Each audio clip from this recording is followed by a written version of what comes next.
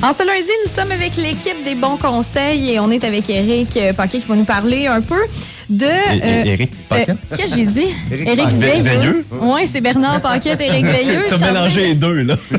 J'ai fait une combinaison de vos deux noms. Là, on va être bon. Nous avons un surhomme devant nous. Il est composé de la moitié de Bernard et la moitié d'Éric. Je dirais 3/4, 1/4, là.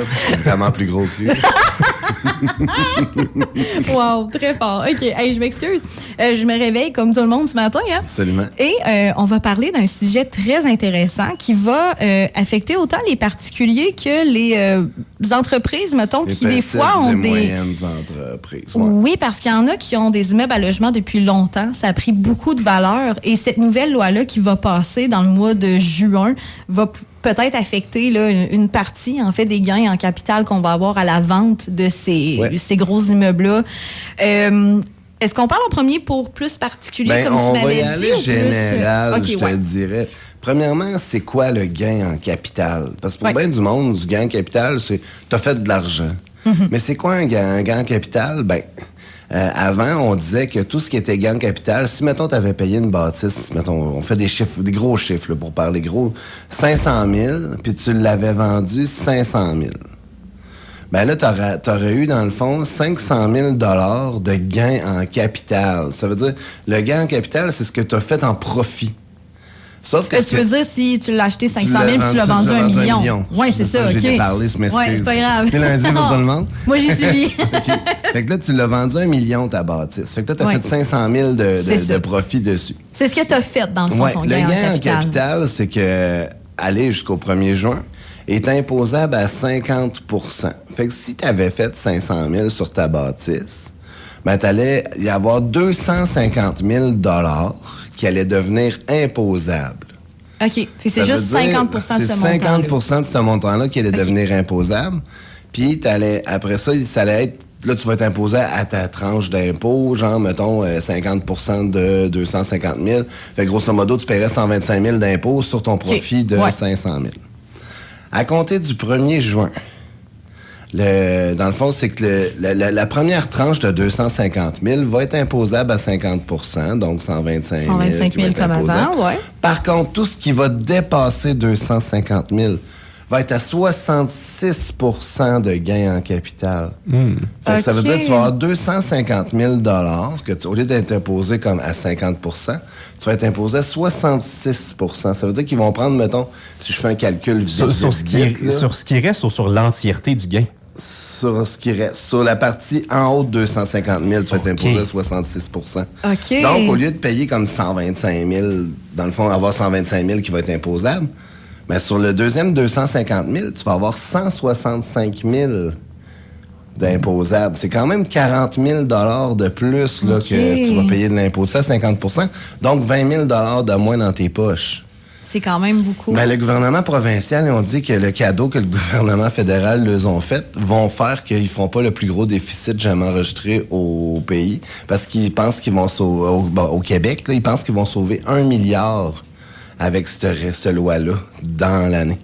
C'est quand même un gros montant. Fait que, on dit, c'est pas pour beaucoup de monde, mais tu sais, overall, c'est qu'il y a beaucoup de monde qui ont des gros chiffres. Dans le fond, ma question, c'est que oui, ça va toucher peut-être plus les grosses entreprises parce qu'ils commercent des immeubles.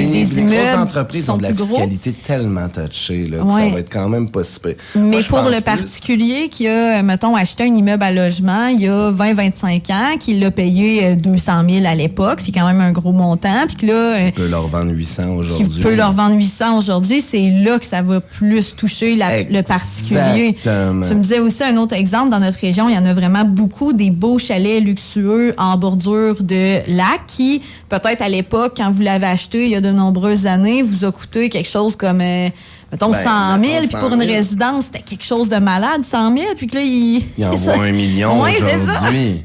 Fait que fais le calcul sur le gain en capital que tu vas avoir à payer supplémentaire si tu as fait 900 000 de gain en capital sur ton chalet.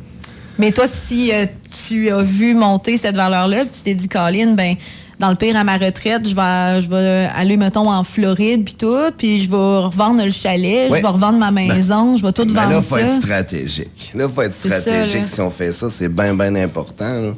Première des choses, Si vous avez un immeuble, un chalet, qui est de résidence secondaire, vous avez votre maison, mettons, qui a pris quand même de la valeur, puis tout. Première des choses, avant de vendre votre chalet, vous allez avoir une décision à faire.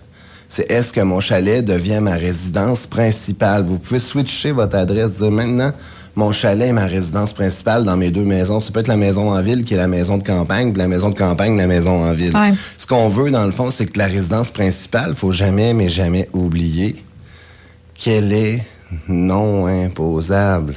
Le gouvernement n'a pas encore mis la main là-dedans. Ça veut dire que quelqu'un qui a un chalet, ben c'est sûr qu'il va dire je paierai de l'impôt sur la vente de ma maison, que j'ai bien moins de gains en capital que sur mon chalet, que j'ai fait une grosse somme vraiment majeure, que je veux l'avoir net d'impôt.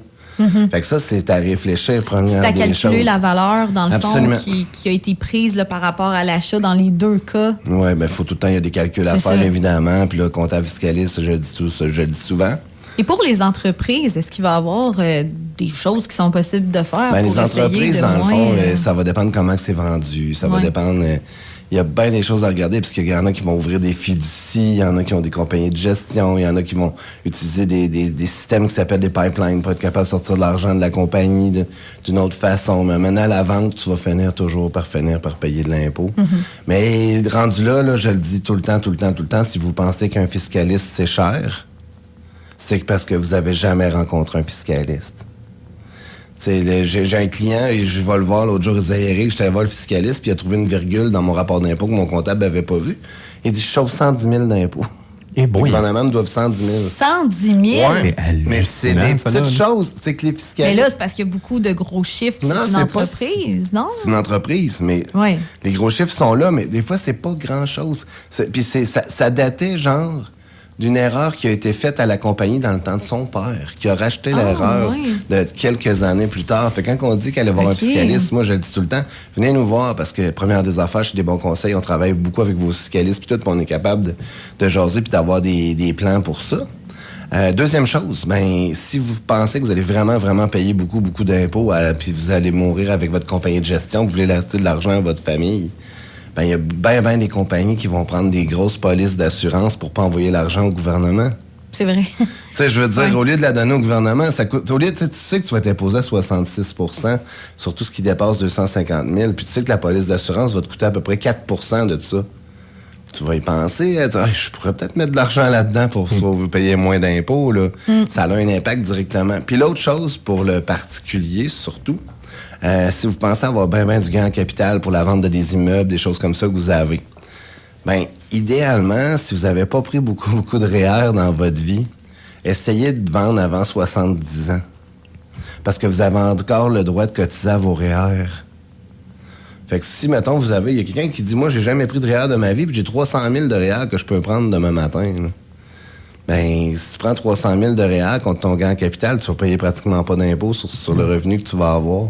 Okay. Après ça, tu vas décaisser ton argent sur 10, 20 ans sans trop payer d'impôt dessus.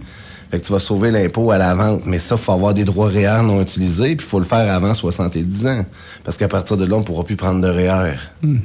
Fait que la stratégie est toute à réfléchir. Fait que présentement, je suis sûr qu'il y a bien du monde qui réfléchissent, puis je me demande s'il va y avoir des ventes qui vont se faire, des ventes de feu avant le 1er juin cette année. Parce que le changement se fait à cette date-là. Le 1er juin, c'est la date qui vote le projet de loi. Est-ce que tout ce qui est fait avant va être demain? Je pense que oui.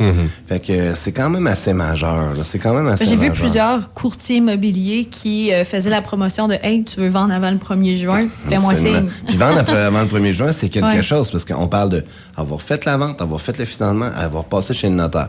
Puis présentement... On est quand même déjà rendu le 6 mai. Il y a une pénurie de notaires. Je sais pas, hein? Moi, si vous êtes... Sincèrement... C'est en processus, moi, là. Sincèrement, si vous êtes quelqu'un qui va aller à l'école puis qui sait pas trop encore, le droit l'intéresse, là, présentement, notaire, là, ça serait pas très dur de vous placer, là. Il y a vraiment une pénurie de notaires. Ils sont dans le jus terriblement, puis les notaires font pas juste des hypothèques, hein. Je dis souvent que les notaires c'est la petite partie de leur job, là. C'est quand tu parles, là, des contrats entre actionnaires, vente-achat entre actionnaires, comment je rachète mon actionnaire, des choses comme ça. Ils ont de la belle job, ils ont des belles choses. Fait que le gain en capital, c'est bien à réfléchir. Puis le gain en capital, c'est pas juste sur des bâtisses, hein, c'est aussi sur l'argent. Fait que vous avez placé 1 million, puis vous avez eu un super conseiller qui vous êtes rendu à 2 millions dans la compagnie, là. Ah, ouais. Ben, c'est 1 million de gains en capital pareil qui est à payer pour la compagnie, là. Fait que c'est pas à négliger non plus, imaginez, là. Tu sais, maintenant, tu as fait 1 million de gains en capital, ben, il y a 250 000 qui va te coûter qui est à 125 000 d'impôts, mais la balance est toute imposable à 66 %. C'est 16 % de Avant plus. de faire 1 million en gains en capital. Ben, quand tu commences à avoir de l'argent dans le compte, ça l'arrive des fois. Il y a des compagnies à qui ça l'arrive. Fait que, tu sais, c'est, comme on dit, c'est 0,13 % de la population qui va être impactée. Mais ça, on verra, mais ça va quand même, tu sais, 0,13 %, ça reste beaucoup de monde au Canada. Quand Puis même, c'est pas juste, c'est tout le temps de quoi pour les riches, je vous le dis, il y a du monde qui ont des valeurs, des terres à bois. Les terres à bois, c'est terrible. Ça, le monde, il l'oublie tout, mais les terres à bois, ils vont en avoir des gains en capital pharaoniques là-dedans. Là. J'ai acheté ça de mon père, 5 000 dans le temps. On a planté ça. Il y a du bois pour 1 million. Tu sais, j'en entends des affaires de même des fois, là. Là, tu sais, comme, pareil, tu sais. Ben, ils viennent de perdre un certain gain. Ils viennent en juin, dans le fond. Ben, il va y avoir des impacts, c'est sûr et certain. Fait que, tu sais, prenez le temps de regarder, vous avez payé combien ça vaut, puis tout, puis commencez à faire un plan, ça vaut la peine. Puis s'il y a de quoi, ben, venez nous voir, desbonsconseils.com. Ben, justement, pour faire un plan, on peut vous contacter, on peut jaser avec ton équipe, avec Bernard Paquette ou Éric Veilleux. Oui, c'est ça, absolument. Et non pas le personnage fictif, non, Éric Paquette.